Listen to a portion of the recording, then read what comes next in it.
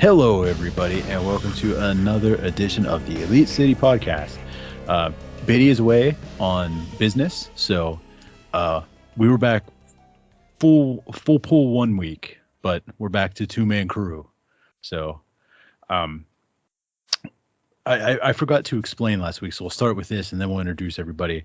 Our new format, instead of going over everything match by match, because like we said last week, we figure you're watching the program. We're each going to bring a topic or two or three or however many to the table each week and just do like a round table on general business in AEW, Ring of Honor, whatever. But that's going to be the new format. Like, we were so excited to talk to each other last week. I think we kind of forgot to explain that and just started. So week 2, we explained how it's going to work. There we go. Very professional. Yeah. Well, I mean, it's right on brand for us. That's right. There's that. And a little bit of a health update for me. As you know, I'm going through some back issues. I saw a surgeon this week. I need more imaging. It could be my hip. It could be my upper back. We'll find out. It's whatever. It's a day in the life of me, so it's all good. Don't worry about me. I'm all right. Well, that's good. Yeah. So that's where I have been, like, on and off, because like being in pain 24/7 sucks. And I just refused a refill on my pain muscle relaxers, which was brilliant, but I'm not going to be stuck on those things. So I might be here or there coming up in the next couple weeks, but hopefully I'll just be normal. That's what that was all about. As close to normal as possible. Yeah, as close to normal as possible. But I'm not going to be living on muscle relaxers for the next months. No, that's just not happening. But anyways, like we said, Biddy is away, so it's just Rick and I, obviously. So we'll throw it to you, Rick. What's going on, man? How are you this week? I'm good. Just before we start, I just want to start off by saying I have a huge announcement to make. Okay. It is November, and many people will be putting up Christmas trees at this point in time. My family will also be putting up Christmas trees. It is the holiday season. I am very excited. On that note, I have a big announcement. Okay. Today we record a podcast. It will be released online for people to listen to. This is brand new information. Thank you. You're welcome. That was awesome. That was my best Tony Khan. Oh, okay. I couldn't tell, but I had dead eyes the whole time staring into the screen. That was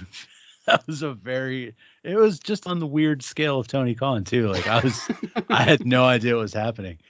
Because there's only two Tony Khans. There's either the completely monotone reading a script, or like the screaming at the top of his lungs Tony Khan. That's all that exists. That is very true. What did you think of his quote unquote announcement? Of his or yours? His. Oh, his.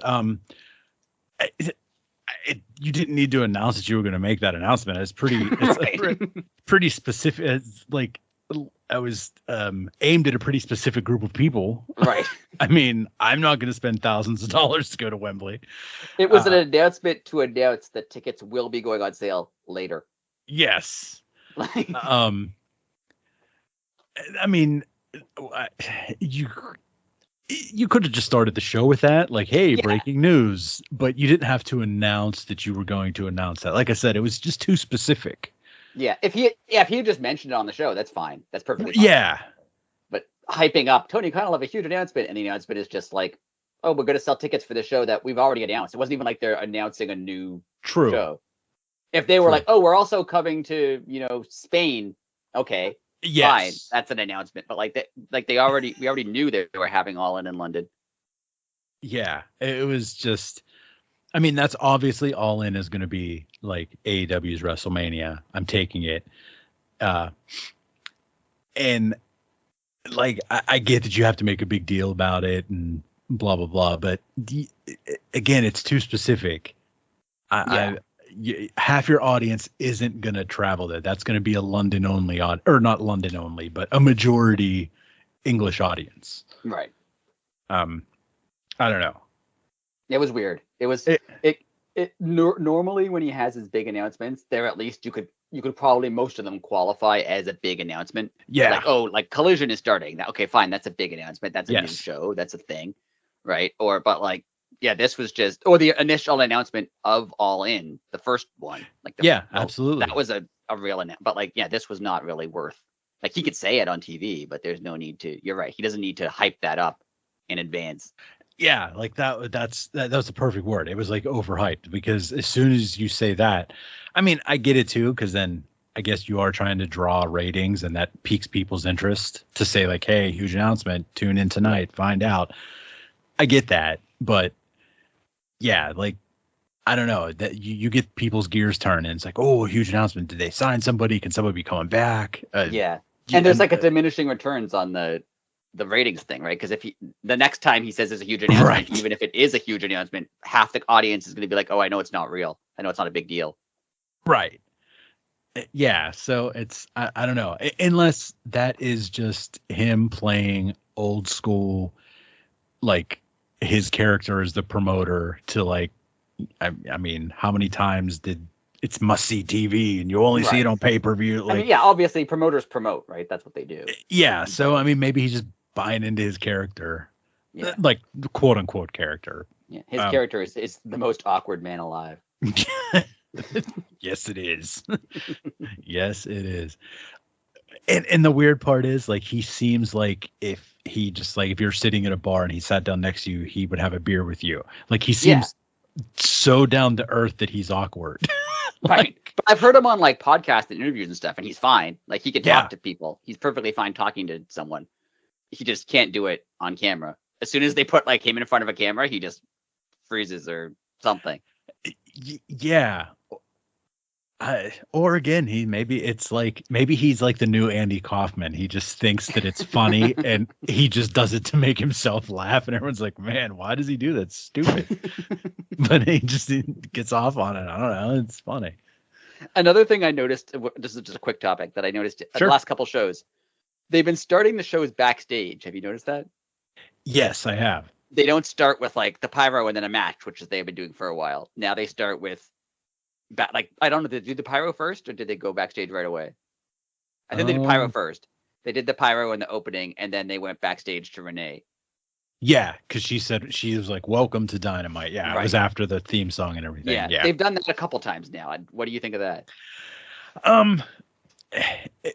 I don't mind it on Dynamite, but it bothers me on Collision, because I used to like how Collision started with like those real live interviews. Yeah. And then they kind of cut those recently, and I don't like that. Yeah, I did like when they did those. That was kind of cool. They had like the theme playing in the background, and then talking. Yeah, that was cool. And I mean, maybe it wasn't, there has to be a reason that they stopped, but that's my only complaint. They stopped that. I don't mind it. Dynamite starting that way though. It's good to change it up every now and again. Yeah, I can see why they do it, especially if it's like MJF. Or usually, I forget what it was last week, but I can tell that they want to put like, I think it was MJF last week too. They want to put like MJF is their biggest story right now, so I get they want to put him out at the beginning, but they don't necessarily want the crowd. Like, it's not a crowd related segment. It was just a short little thing. Yeah. So I get it, but it is it's a little strange to start with like pyro and excitement and then like backstage interview. Yeah, it's true. But I get why they're doing it, and it's fine. Like, it doesn't actually bug me. I just noticed it. Hey, we're good. All right, your turn. What do you? My turn. Okay. Well, mine's it's not necessarily. It is a topic per se, but I just noticed this the other day. Like, AEW kind of has a, like, I guess you want to call it like a mentorship that nobody really ever noticed. And I went back and I did a little bit of homework, and from day one, actually before day one, because they put MJF with Cody before AEW. Yes. But like from day one, you had Jericho, had Sammy, then early on, Sting, Darby, as I mentioned, Cody, MJF, the Bucks at the beginning had Matt Hardy when he came in, Dark Order, they gave Brody Lee. Serena Deeb basically had the entire women's division at one time. Christian and with Jungle Boy. Christian, Jungle Boy, Christian with Nick Wayne now, Kenny, Takeshita, all those. And it was like just kind of like it just happened. And if you think about it, like all those people, yes, they had names. Like people did know Sammy. Of course, people knew the Bucks, blah, blah, blah. But they didn't have TV experience. And I thought that was the most brilliant way that they got those people over. Like Sammy can now go on his own. When Sting retires, Darby will be on his own. I mean, MJF's the freaking world champion right now. If they continue to do this, which I hope that they do, because it's a really interesting trope to add to wrestling, is like, you know, give somebody a veteran to just not necessarily follow around, but like, hey, this is how you're a TV wrestler. Like, the little thing that I noticed, like, just from Sammy, like I made the note, I went back and watched like early promos of him where he literally would just stand in the center of the ring and look directly at the hard cam. Right. To if you watch him now, he wanders around the ring and he lets the producers find him. Yeah.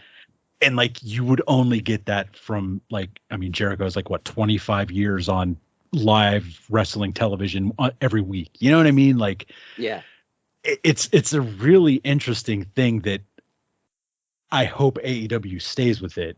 Now, my question to you, like the people that already had, like Sammy, like he's gonna be out on his own now. Like, who do you think is the first like person that had a mentor is the first to mentor someone else? Oh, that's a good one. Yeah, I mean, it could be Sammy or MJF.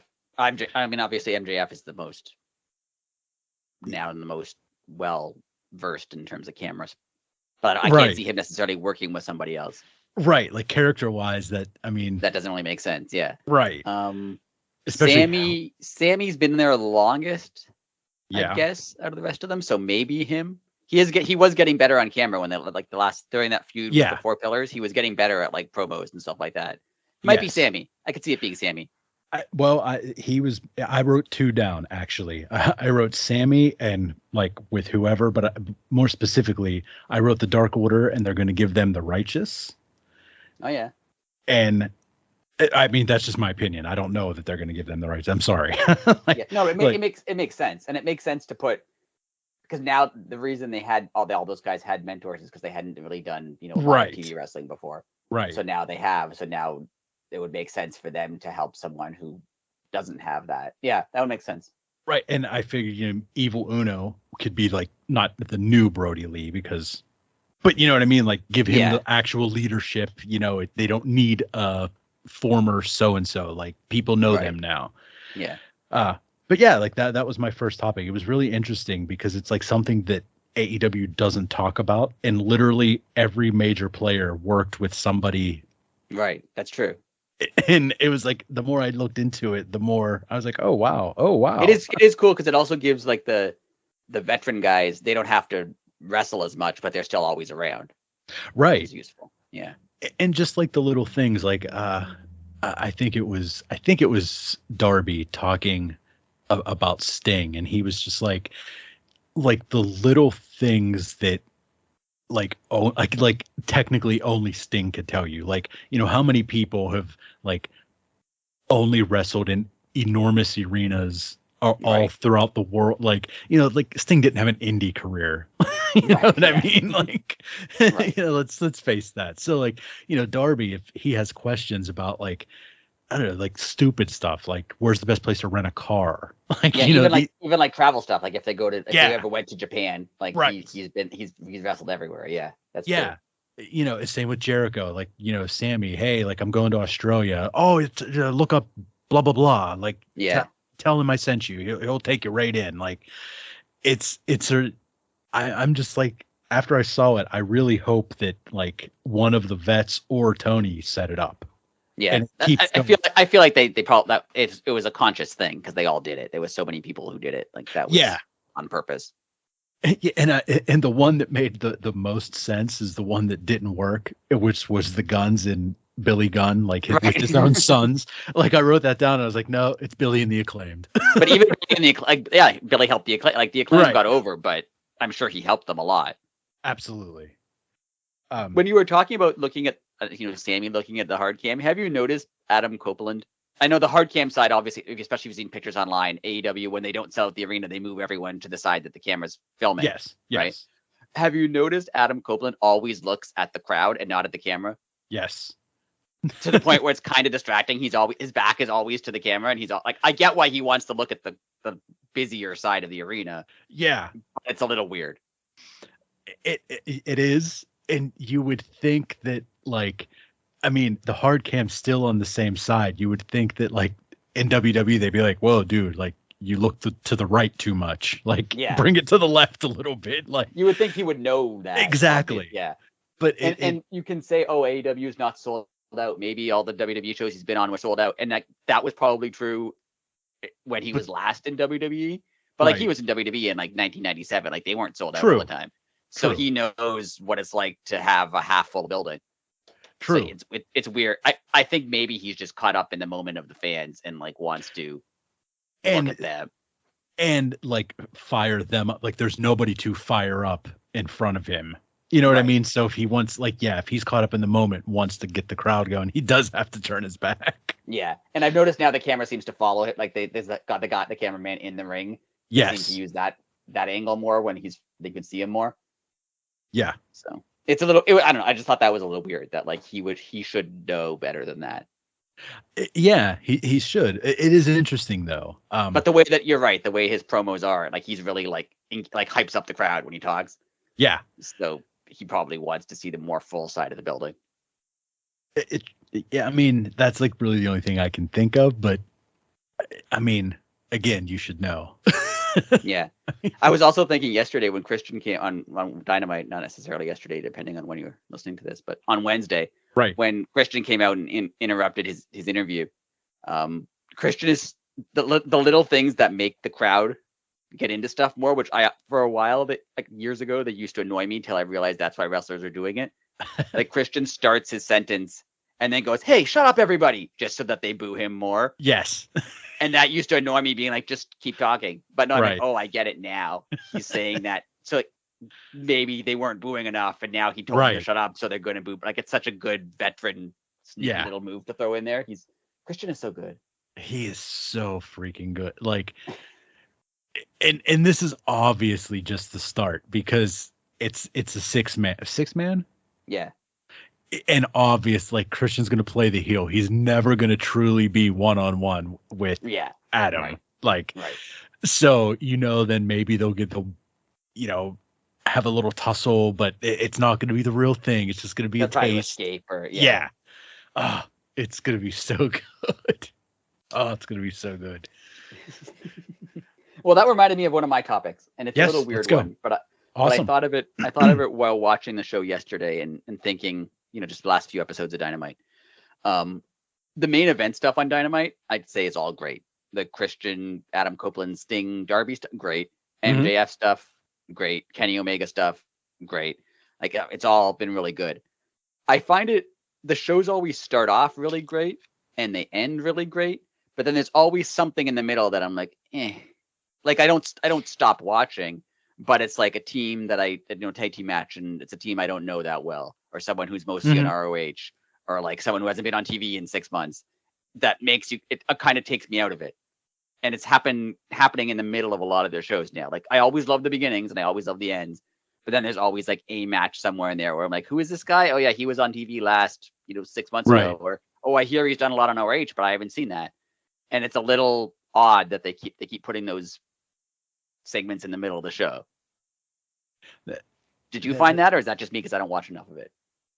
See, I watch everything, so it's like, I don't notice it at all, and I'm probably happy that, like, Anthony Henry's on Dynamite. Right. I mean, I get why they're doing it, because they want to put more people on. But I feel like I don't want to be one of those fans who's like, oh, they don't announce anything, because they do. Like, they generally do a pretty good job. But every once in a while, they do put someone on, and I'm not talking about a squash match, but like they'll put someone on who I know who they are because I've seen them. But like the last time I saw them was months ago. Right. So it's a little odd to just have them show up on TV without telling me who they are, telling me why they're there. Because obviously every match doesn't have to have a reason. Like if it's a sport, not every game has a reason. They're scheduled, right? So that's fine. It takes me out of it a little bit because the beginning is always really good, and then the main event is always really good, and then they're always just like, I don't know, here's some guy who you might have heard of, and it's weird that they throw him in there. And I'm gonna take this opportunity to say they could just put another women's match on there, and I would care more about that because I care about who the women are. Yes, I agree. My only rebuttal to that is they do announce things if you watch every single show. Yeah. But that's the thing. Like they might announce a let's see what's a Ring of Honor's on tonight. So like Ring of Honor will announce like usually one or two Collision or a Rampage matches. So if you don't watch that, like I think I've like messaged in our group message before, like, oh hey, this Saturday this and this is happening. I was like, oh, they just said it on Ring of Honor. Like, but it does ask a lot of your fans to like. I'm not picking on Anthony Henry. His name just keeps popping in my head, but like expect to know Anthony Henry's entire story within the realm or platform that is AEW. You know what I mean? Like that is asking a lot. Even like on this week's Dynamite, they had the Menard and Parker versus Jericho and Omega thing, and there's kind of a storyline there. Like obviously the JAS left Jericho. Like there is a story, but it was weird to just have that show up. I know you said they announced the day before. I didn't see that. Yeah, but they kind of the day before. They kind of just had that happen out of nowhere. But the way that it was announced, like it was announced via Twitter, and the only reason that I saw it, because I don't have Twitter anymore, is Matt Menard put it on Instagram. Right. Like, and if I didn't see that, I would have never seen it. And it was weird that Kenny Omega was with him because I get Kenny Omega was with him because they both hate Don Callis. Right. But why would Kenny Omega, like in story, like, why does he care if Jericho is fighting his old team?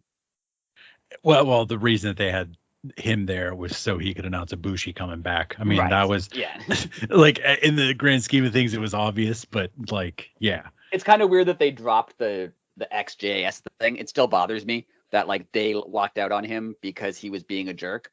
And now somehow he's the face and they're kind of just still together, but without him. Yeah, it's weird. It's odd to me. I do enjoy the text I sent you last night, though. When I said something like, it just makes me happy that Jake Hager can wear any hat. He just chooses not to. And it makes him miserable. And it's just the greatest gimmick. I mean, I do like that. Like they're doing something amongst themselves, right? Like, like Daniel Garcia's kind of on the outs with the rest of them now. Like they are doing something with them. It just they were like a main event, not necessarily a main event, but like they had a lot of focus on them, right? When they were with Jericho, and they left Jericho, and now Jericho's just moved on, and they're kind of just like there. Yeah, it's a little weird. That's all. It doesn't like bother me. It's just a little weird. Oh, I totally understand it. I mean, that played exactly into your point. Like I said, if I wasn't on Instagram, that match would have I would have found out about it when they announced. Yeah, I mean that's what I did. Show, like, right? Or they'll have matches like people that I like, right? Like they'll have a match with like Keith Lee or Kip Sabian. Like I like them. I think they're good wrestlers. I think they're entertaining, whatever. But they kind of they're in a match, and here's Lance Archer. I'm like, what? Where? Right. How did any of this happen? Why are they on TV now? Like it's a little. I feel like they need to work on that, like because their other stuff is so good. Like the main event stuff has all been so good, right? That I feel like that kind of it. I always watch the shows, but there are like in the middle of the shows sometimes I'll like scroll on my phone because I don't like. It's not that I don't care, but like what's going to happen most of the time, or it's irrelevant when it happens because these are two guys who aren't in a feud and right. So I don't know. That's all. This just popped in my head. Is that there on purpose for production reason? Is that to give the crowd the bathroom break, or like seriously? Yeah, I mean, it definitely could be. I mean, because you're right. They are always right after the like around 10 after 9 because you get at the top of the hour is usually a banger. Yeah. So it's usually the thing that would follow that. And yeah, that's usually the part of the show where it's just like a time killer. Huh. Yeah. Interesting. And they're never like bad matches. Or like I said, Right, half the time I like the wrestlers who are in them. It's just this could be removed from the show and it would be the same show. Exactly. Yeah. It's not detracting from it, but it's adding absolutely nothing though. Right. Yeah. That's basically it. Exactly. It's an interesting point though. It's an interesting way to look at the show from like an un-Uber nerd perspective. Right. Yeah. From a normal person's perspective. Right.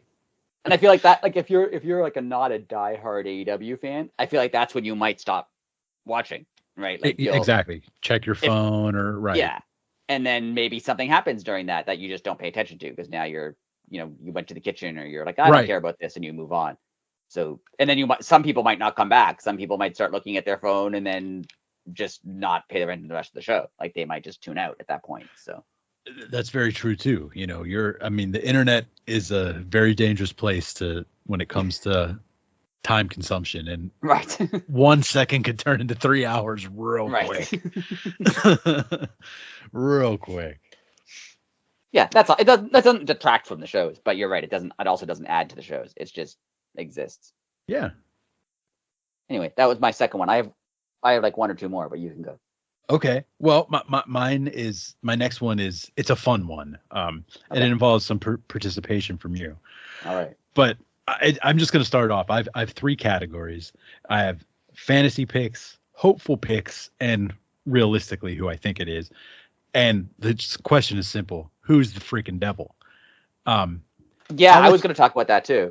Well, I'll let you think. And I'm going to I'll read my picks out, and we'll talk about them because they're fun. All right. I'm going to go 3, 2, 1 for, we'll do number 3 for fantasy, number 3 for hope, and number 3 for the real. All right. Fantasy, of course, number 3 has to be CM Punk, just because that would make people's heads explode. Yeah. I mean, there's no way it will be, but I saw people like there's no way it will be. But like, and I totally understand why he was fired and he should have been fired. But yes. I would lose my mind if it was him. I would lose it. Yeah. So right. Well, as I said, that's if Punk is my number 3, the other 2 are even way more absurd. So now Hope, I took a couple different routes here. I hope for number 3, Mercedes. I think that would be a cool, excuse the pun, a cool swerve, because it would be a female. Like everyone's expecting it to be like a male or a whole group, and if it would just be like one person, and I just thought it'd be a cool way to bring her in. Like, of course, like, she has no history with Max. It would make sense. You know what I mean? Like, everyone hates him, so like he has. Excuse me, he has history with the indie people. He doesn't have much history with WWE people. So and number 3, for like realistically, I just think it's going to be somebody's return that we're forgetting. Like somebody out there that's like, oh, who could it be? Like Kyle O'Reilly keeps coming to mind, but I doubt they wouldn't give it to Kyle O'Reilly. But someone like that would make sense, though. Yeah, that would make sense. And I mean, he was getting a push before he got injured, so it's not totally out of the realm of possibility. Right. And obviously he's Undisputed Elite. He's been in NXT with Adam Cole and Roderick Strong. Like, he would make sense being intertwined. Yeah. But again, I hope it's Bobby Fish and he gets the same reaction and no reaction at all. That'd be great. And then you just hear Cole Carter go, yes. What if it's Cole Carter? Could be. I don't know. What's he up to these days? He's in a big angle in Ring of Honor right now. Oh, well, there you go. Yeah, big tag team with Griff Garrison. They're tearing it up. There you go. All right. Number 2 fantasy pick, and this is just because if we thought CM Punk would make our heads explode, Hitman. All right. Okay. Imagine if backstage, like, not even to give away like the walk or anything, like with the black background, and and he just reaches up and he pulls it down and he goes, I'll see you in the ring, Max, or like, and it's just the Hitman. That'd be cool. That would be incredible. Now again, I went a different direction on Hope for the second one, but it makes sense. Britt Baker. I was thinking that too. it makes so much sense, especially with him being hurt. Yeah. Like, she would still, I mean, of course she's going to fight some battles for him. I mean, that's what she does for a living, and that's her husband, and it would make wrestling sense. And she hasn't been around really. And she hasn't been around. It would explain a lot. Like, and my number two, like realistically, is obviously just MJF himself. Yeah. Again, it's boring. The real ones are boring, so there's like not much to say. Now, number one fantasy, free agent, and 1,000%. I mean, obviously Tony Khan has a big checkbook, but just imagine this scenario play out. Again, to not give away a background or a walk or anything, have the black background, have the mask there. The hand comes up and pulls it down. It's freaking Stephanie McMahon. Nice. Literally, you would, like, what do you think would happen? Like, would it be dead silence? Would the place go nuts? Like, hey, she's a free agent. Her dad fired her. I think it'd be dead silence for at least the beginning. Because of like, you'd be just stunned. out of like stunned. Yeah. Yeah. That's that again. Oh, that would change history. Yeah. That would probably, like, all jokes aside, that would probably make Sports Center. Right. Like, I mean, oh, that'd be so good. Hope Swerve. That would be cool. Yeah. I mean, everything that he's doing now is just turned into gold. Him and MJF really never had, like, like everybody, like, obviously, quote unquote, hates MJF backstage, but like you've never really seen Swerve and MJF totally interact. Like, they've had some minor things, but if they got together, like, Swerve's just a businessman, Yeah. MJF just has a bunch of money. To think that he's probably next in line for MJF anyway. And that does make sense. So that would work. Right. Oh. I hope it's Swerve. That's so my likely ones. Do you have more? Or is that it? Well, I just have my one more real one. Right. Would be Adam Cole. Yeah. And again, it's boring and it just makes sense. Yeah. Because again, you don't need an ankle. Like, he could have been the devil the whole time. Like, his injury really wouldn't affect him controlling people. You know what I mean? Like, so you could play that off like I'm running the show from my hospital bed, or, like, I don't know. It's just an easy thing to work around. Yeah, I think Adam Cole and MJF are the most obvious ones. And that's not even saying they would be bad, because they all make the most sense for it to be either. But, like, it would be slightly disappointing to be like, oh, yeah, it's the guy I thought it was. Like, I mean, that makes sense. Like, it should realistically be the guy you think it was, but it'd be a little bit of a, oh, okay. Yeah. Yeah, you want the horror movie red herring. You don't want it to be like, oh, there's Crazy Bill with blood all over him 2 seconds into the movie, like, and then it'd be him. You're like, oh, damn it. Yeah, like, of course that makes sense, but I wanted it to be someone else. Yeah, right. I would like for it to be Britt if I was picking someone, just because that would be really cool. Because first of all, I have a woman in that role where you didn't expect it to be a woman would be really cool, and Britt makes perfect sense. Obviously, her relationship with Adam Cole. I could even see her being like either on MJF's side because her, boyfriend, husband is on MJF's side. Right. Or I could see her doing this because she's sick of Adam Cole hanging out with him. And it's just like, oh, maybe this will drive a wedge between them. And when I first thought of it, I thought, oh, she's going to try to trick Adam Cole into thinking that was MJF, and he hasn't turned over a new leaf, and he has been the devil the whole time. And maybe that would split them up, because she doesn't want them hanging out with each other. Right. That would be good too. That would make sense. That would be cool. Yeah. My other option that I just thought of now, and it's unlikely, and I don't even know if I want it to happen, would be the Acclaimed, because they're trying so hard to be his friends that I think, oh, maybe they're like double timing him. They're trying so hard to be his friends because they actually screwed him, and they're trying to throw him off the scent. So that would be an option there. Really good. I don't necessarily want it because that would make them heels. But I mean, True. they work as heels. Like they're good at both. So Yeah. Now, I mean, let's see, today is what, November 2nd. So we're like 2 weeks away. I mean, obviously, well, not obviously, because I'm asking you the question. Do we find out the devil at the pay-per-view, or do we find out before? I think it would be at the pay-per-view or after. My thing. After. The way I'm thinking of it is, MJF has his match. He probably beats Jay White, and I could see at the end of the show, like the lights go out, and then the devil's on the screen, and maybe the devil reveals himself then and comes out, like MJF did to Punk. Oh, okay. Or the devil's on the screen and it says something like see you Wednesday. I'll see you on Wednesday or something, right? Like, yeah. I can see that too. But I don't think it's going to be revealed before the pay-per-view. It'll either be at it or after it. Okay, that makes a lot of sense. And that could lead to the next pay-per-view, the World's End pay-per-view.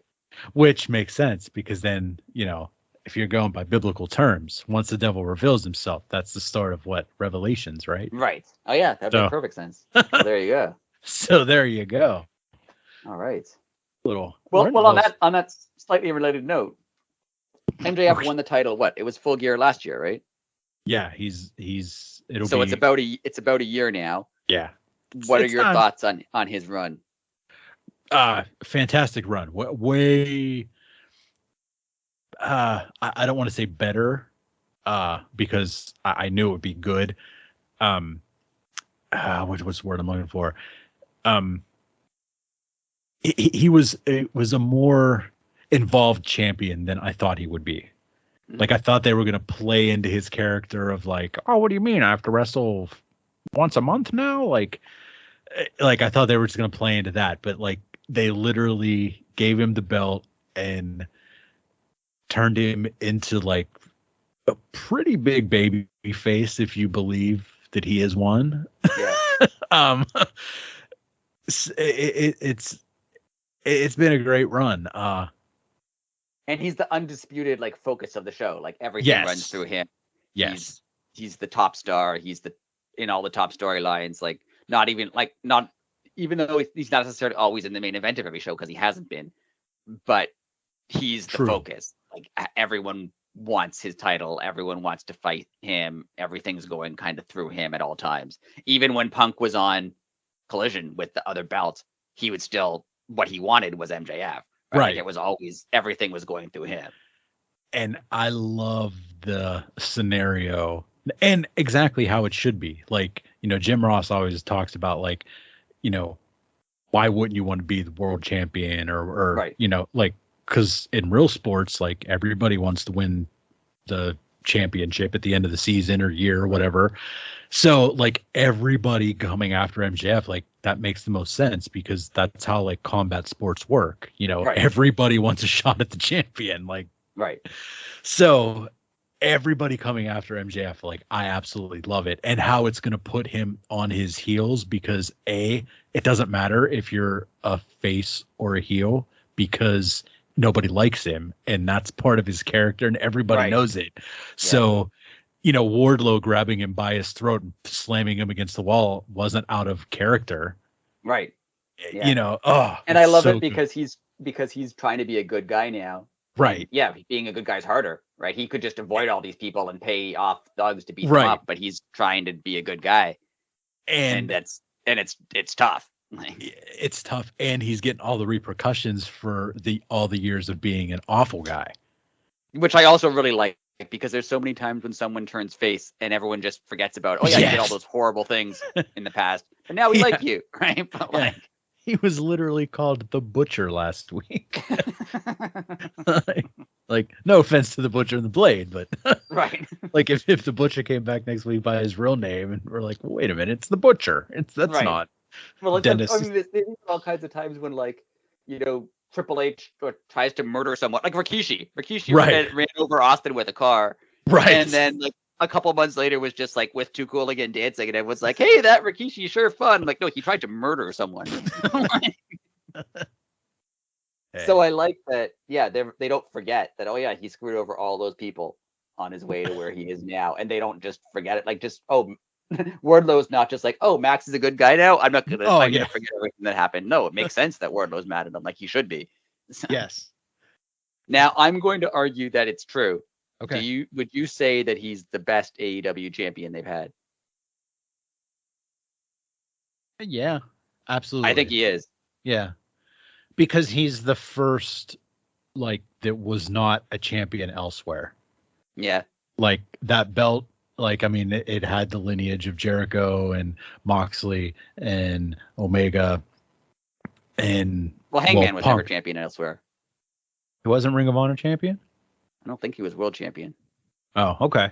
I don't think so. Well, I could be wrong, but regardless, like, but he was still like a big focus of things. Yeah.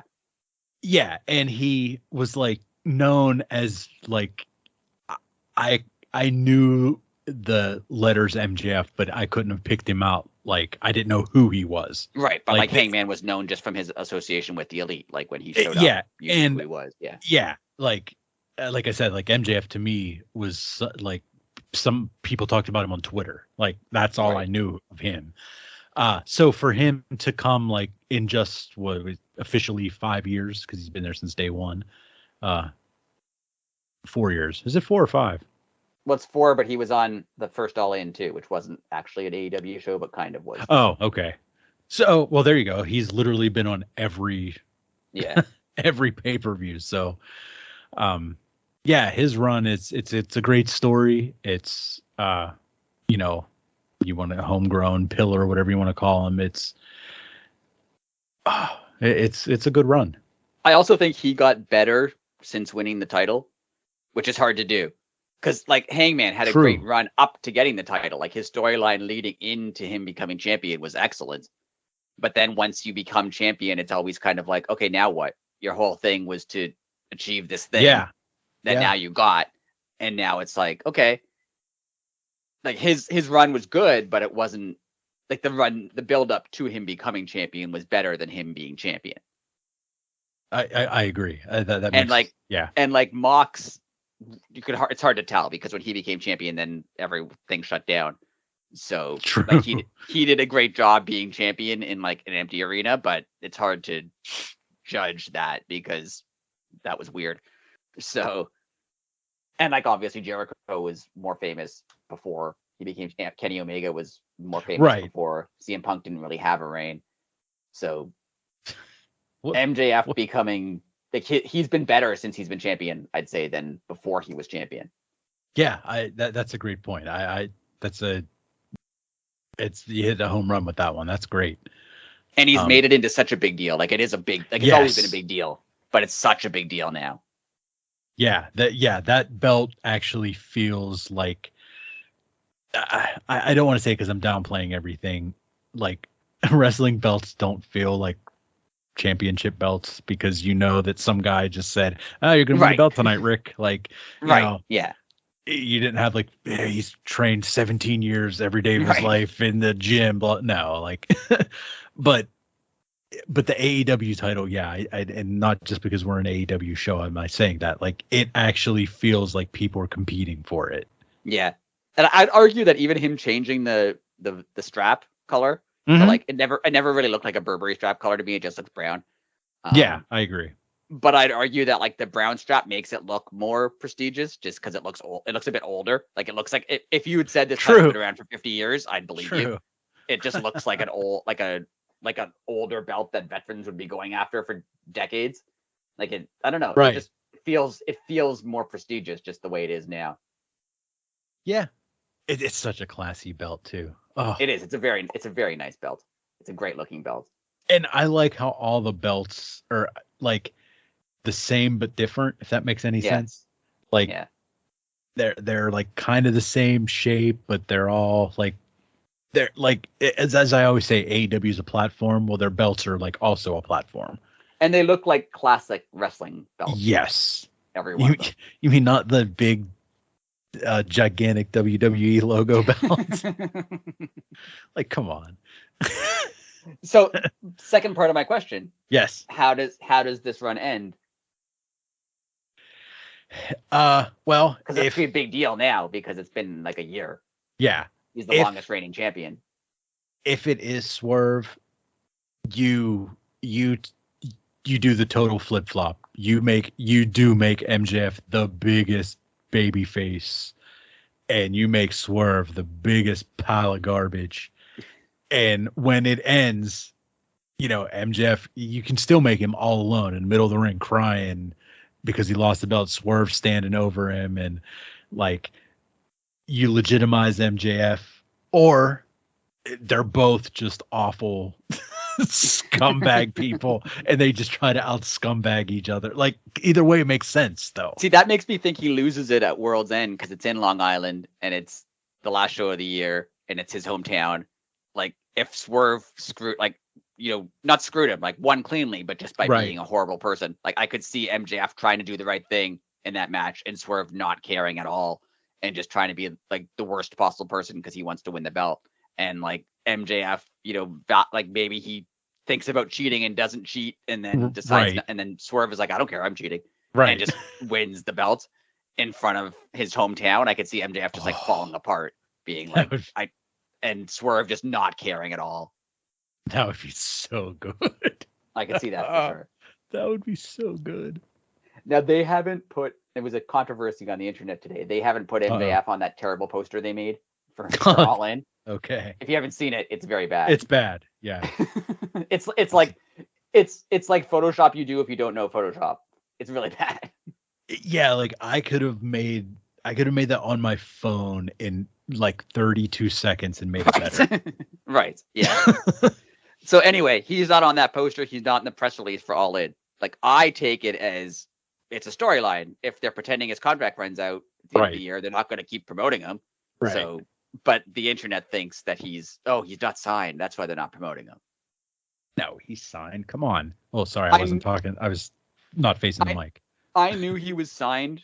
I assumed he was signed for a long time, but on Collision, when he beat Kenny Omega cleanly or pretty cleanly, that solidifies that he's signed, because if this guy's contract's running out in a month and a half, you don't have him beat possibly your biggest star cleanly like that. Right. When he doesn't have a contract. There's no way you would do that unless Tony Khan is the dumbest businessman in history.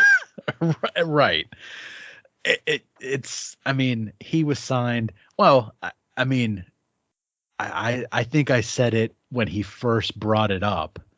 Like, oh, well, that just means he signed a new contract, right? Because it was like, 2 years ago. And I was like, well, that's what that means. Like, because you don't bring it up if you didn't. I mean, especially because he's like Mr. AEW now. Like if you ever hear him online, he's like, he defends the company all the time. Right. And like he's so company guy now that if he was a guy who was working without a contract, he wouldn't be like that. Right. I mean, yeah, it's again, I don't know anything. I could be 2,000% wrong, but I mean, too many things line up to him. He's already signed something. Yeah. I feel like they'll announce it at that pay-per-view in Long Island, and he'll do it like he'll cut a promo being like, well, now soon starts the bidding war of 2024, or so you thought, because I resigned, and like the crowd will go nuts. Right. And I think that'll be what he does. That'd be cool. Because then he'll get a huge ovation from the crowd there, and it'll be a whole thing.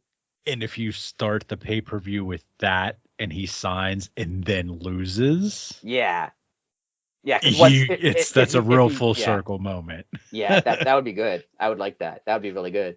Yeah, because you get the hype at the beginning, and then I mean you could say like, I don't know, a 4-year deal, 5-year deal. I'm gonna be your champion for the next 3 years, and blah blah blah. And of course, it's his hometown. They're gonna eat it up, and then Swerve just comes in and destroys all that. The crowd's stunned, and then MJF, he doesn't he wants to go home. Like he doesn't want to stay for 4 years now. Like it just adds into his character. It's they could even do that, being like, oh, now I signed for all these years. I thought I'd be champion. I'm not. What am I gonna do? Yeah, that would work. Good. And then you could play into him being like, well, then I'll just quit. Yeah. Like, okay, go. Like, yeah. Oh, so good. I hope it's Swerve. I really do. Because I think if he's the only, he deserves it more than anyone else. Yes. That just reminded me of something, not to cut you off. Did you see the Instagram that Swerve posted of him and Adam Copeland? No. Apparently, apparently Adam Copeland has been like Swerve's like wrestling mentor since like the whole time he was in WWE. Okay. And they took a picture together at like one of the latest AEW shows, and Swerve like said something like, "Oh, it feels so good to have you back and to keep learning from you like the good old days," or something. And I was thinking like,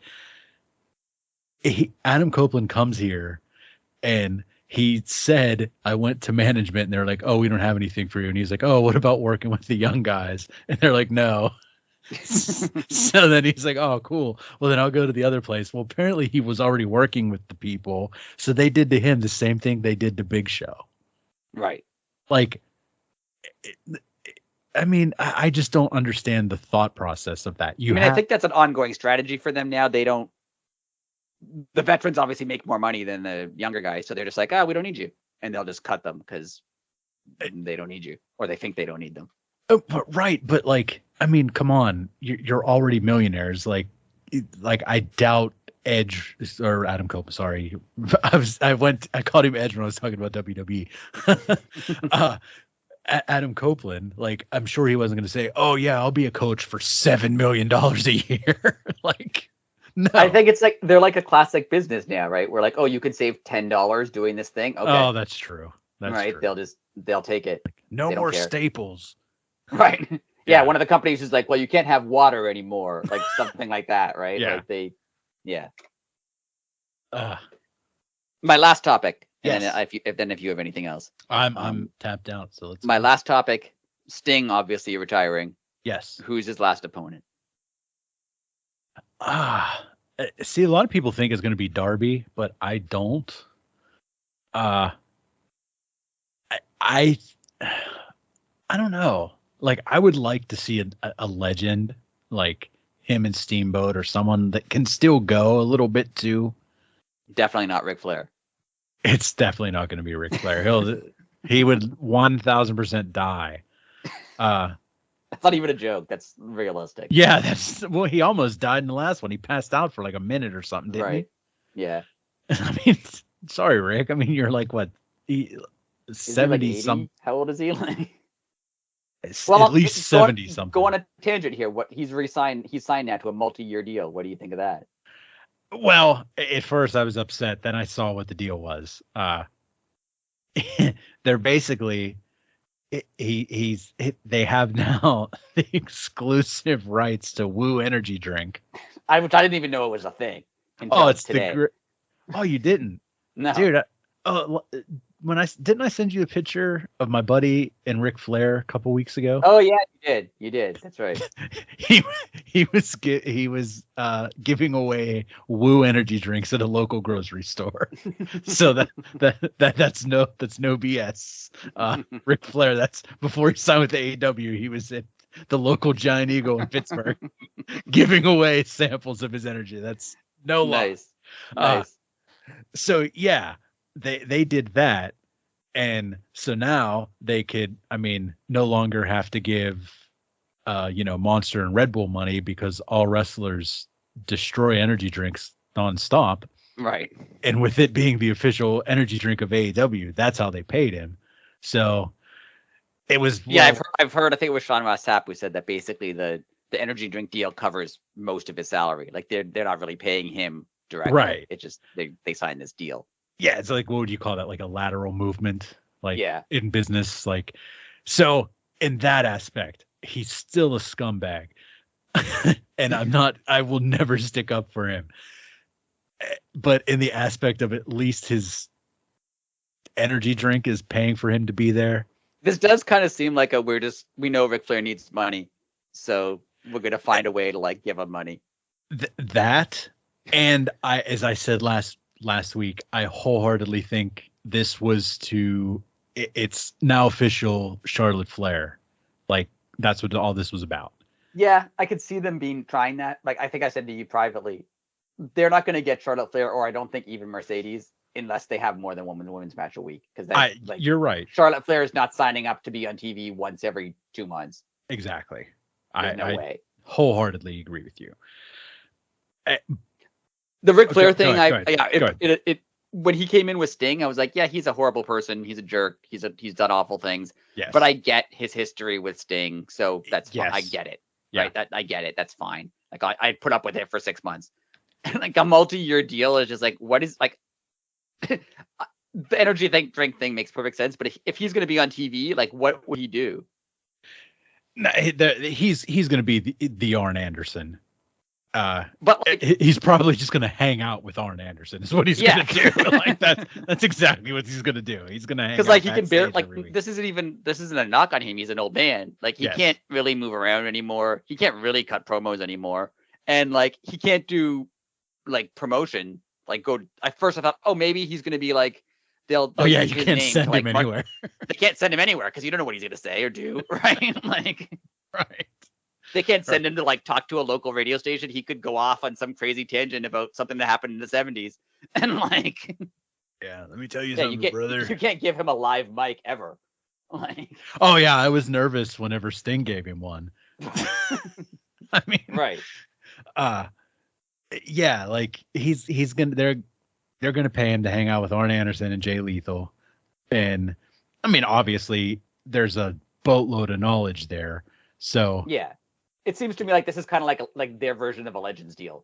Like we get to have Ric Flair merchandise, and you'll show up on some shows sometimes. Like they'll have like a, veterans night or when they go to like South Carolina or something, they'll have him there. Oh yeah, and like all the like, if you get like the VIP meet and greets before Dynamite or whatever, like he'll be at all of them. Absolutely. Yeah.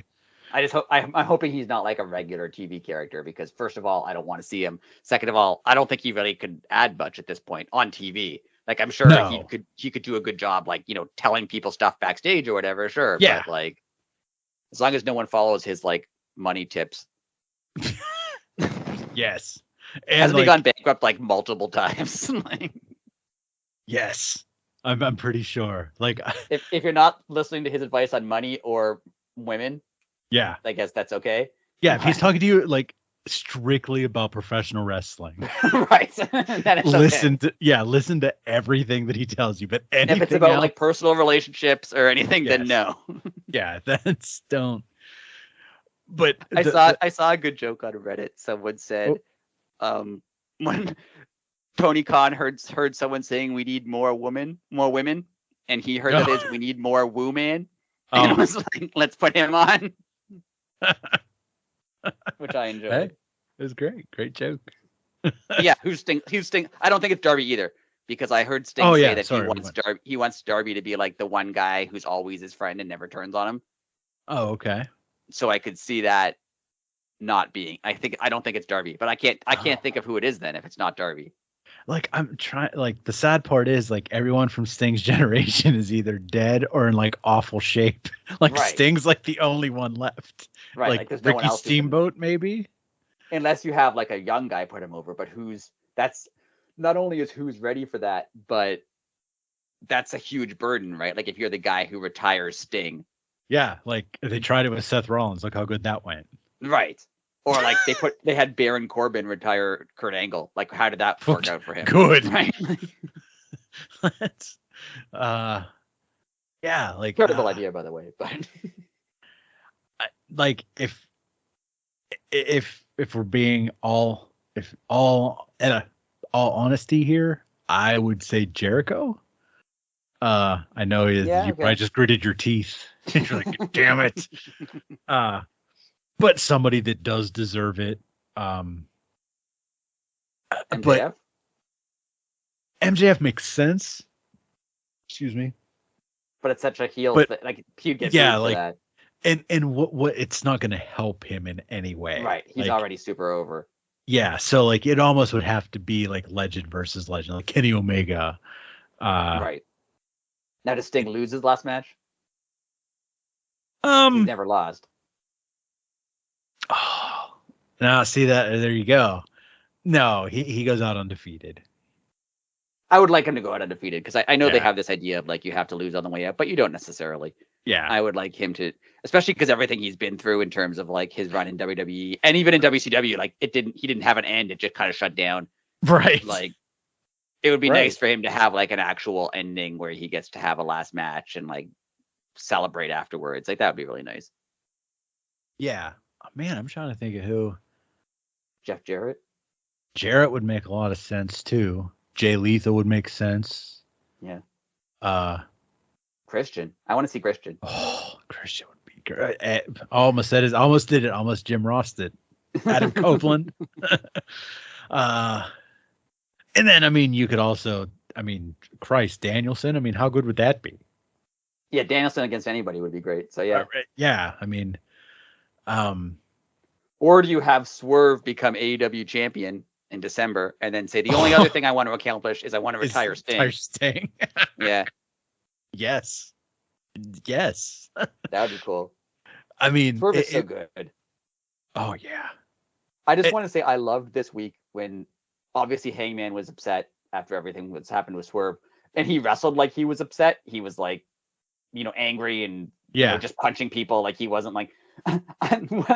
The Bucks actually made a lot of sense this week, so I don't really want to knock the Bucks because like when they were backstage and they're like, "Why are you hanging out with Jericho?" and why aren't we supporting each other? Like that made perfect sense. I was glad that they did that because it's been weird that they haven't. So I'm glad that they did. I always find it odd though when the Bucks are like in a blood feud when they're so angry and they still take time to like do a flip and then call out the name of their move for it. Like, no, if you're so angry, just punch somebody. What are you doing? Of course. I like that Hangman was just like mad. He wasn't like posing for the crowd. Right. The part that made me laugh during that match was at the beginning when Hangman was coming down. Did you see his like lower third on the screen? I didn't even notice it. What needs better security? Needs a better security system. Yes. It was so good.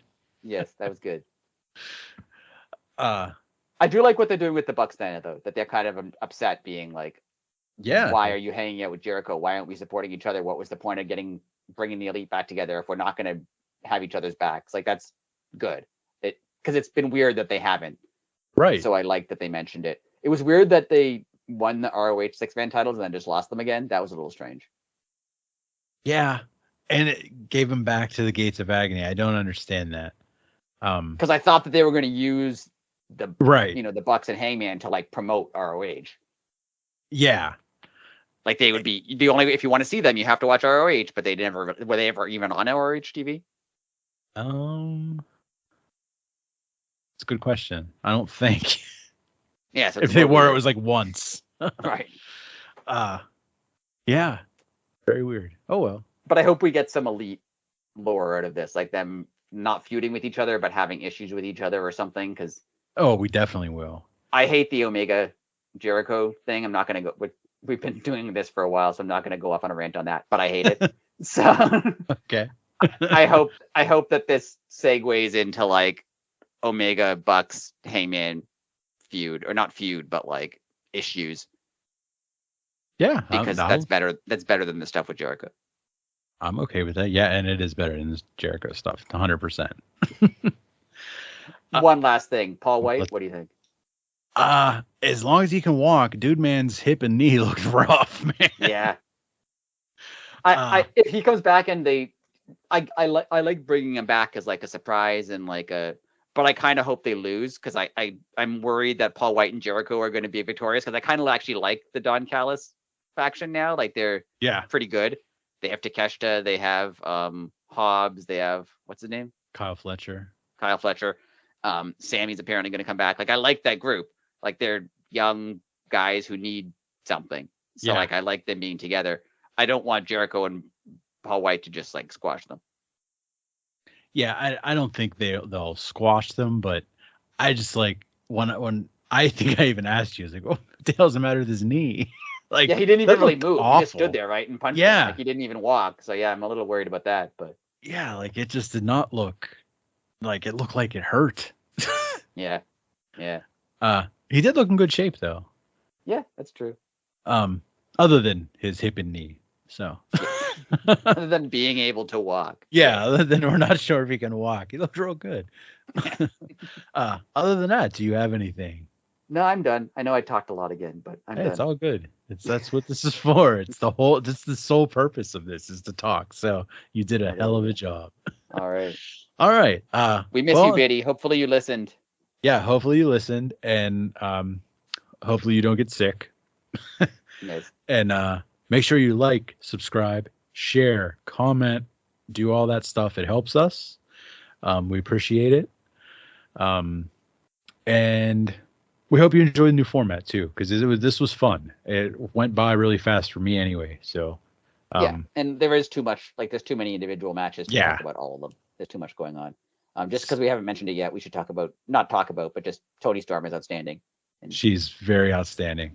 She pulled an orange out of the back of her pants and just started eating it. It was great. It was like, it was borderline wonderful. It was great. She's like legit insane now. It's wonderful. Yes, I love it. I love it. I love every second of it. All right. Well, until next week, we'll just stop it there. Until next week, later.